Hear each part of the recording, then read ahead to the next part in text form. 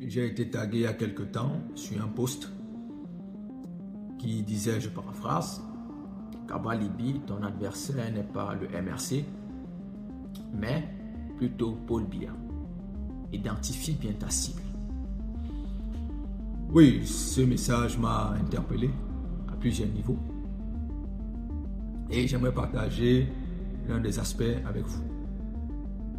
Vous devez savoir que le champ politique est considéré comme un marché dans lequel les différentes agences politiques viennent proposer leurs offres aux potentiels clients, qui sont les électeurs, que vous êtes. De la même manière qu'on peut observer dans les différents marchés traditionnels, c'est-à-dire des femmes qui vendent des tomates, certains qui vendent des bananes.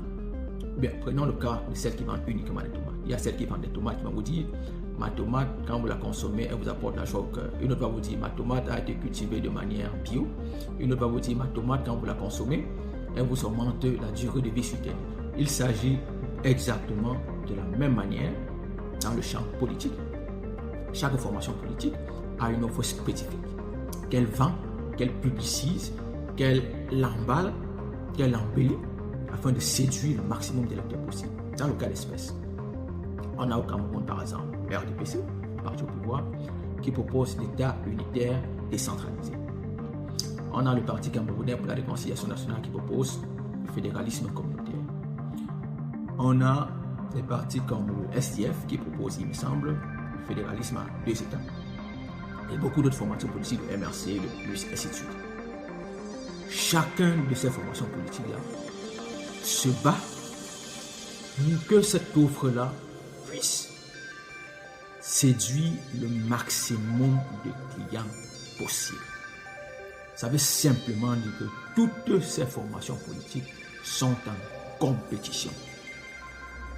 Qu'on soit de l'opposition ou de parti au pouvoir, on est tous en compétition. Donc le PCRN et le MRC sont bel et bien en opposition et en compétition.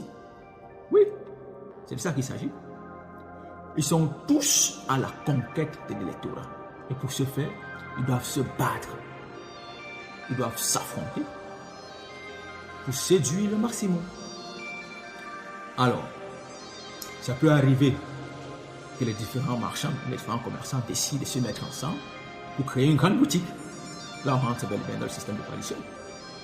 Ils disent, bon, voilà, on s'est rendu compte que en commercialisant nos tomates de manière individuelle, on a moins de rentabilité. Si on se met ensemble, qu'est-ce que ça peut donner? On décide de fédérer nos tomates pour capitaliser sur le marché. Donc, que ce fameux débat vraiment arrêter de me tarder sur la question. Le PCRN et le MRC, oui, ils sont bel et bien en compétition. Ils doivent lutter chacun avec leur ensemble pour attirer le maximum d'électeurs. C'est de ça qu'il est question. Donc, la fameuse dichotomie PCRN, MRC doit toujours exister parce que c'est une compétition. Que cela soit dit une bonne fois pour toutes. C'est une compétition. Maintenant, on peut encore questionner la façon de faire le commerce. Est-ce qu'on doit faire le commerce à travers le mensonge, ou à travers la calomnie, ou à travers la diffamation? Là, c'est un autre débat qui rentre dans l'éthique même de la politique.